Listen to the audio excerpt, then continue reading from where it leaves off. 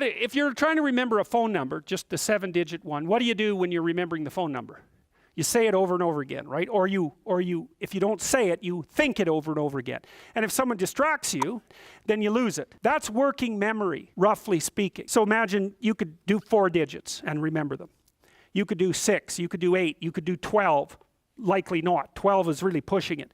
That's a great estimator of IQ. In fact, you know, you can get it that simply. How many digits can you keep in your head simultaneously without dropping one? That's it. It's unbelievable. It's pretty straightforward. And then it's this viciously powerful predictor of long-term life success. Probably a prediction of around 0.5. Okay, so how smart do you have to be different things in life? Well, have an IQ of 116 to 130, one person in 8 to one person in 20. Then you can be an attorney, a research analyst, an editor, an advertising manager, a chemist, an engineer, an executive manager, etc. If you want to be the best at what you're doing, bar none, then having an IQ of above 145 is a necessity, and maybe you're pushing 160 in some situations, and maybe that's making you one person in 10,000 or even one person in 100,000. And then also, to really be good at it, you probably have to be reasonably stress tolerant and also somewhat conscientious. And you think, well, why is it that smart people are at the top of dominance hierarchies? And the answer to that, in part, is because they get there first. Right? I mean, everything's a race, roughly speaking, and the faster you are, the more likely you are to be at the forefront of the pack, and intelligence in large part is speed. That's not all of it is. So if you're moving towards something difficult rapidly, the faster people are going to get there first. If you look at universities, the smartest people they're above this. Who are the smartest people at university? What do you think? Mathematicians, physicists and mathematicians, right. I could tell you who's on the other end, but I won't.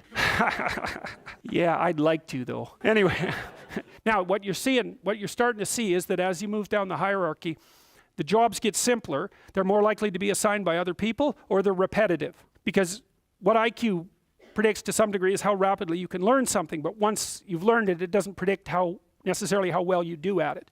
So the US government, I think I told you this at one point already, it's illegal to induct anyone into the US Army if they have an IQ of less than 83. It's about 10% of the population, because they want everybody they can possibly get into the Army, because in peacetime they use it as a way of moving people up the socioeconomic ladder, and in wartime, well, obviously, you need as many soldiers as you can get your hands on. And so you might think, well, if there's nothing for someone with an IQ of less than 83 to do in the Army, what makes you think that there's something that they can do in the general population?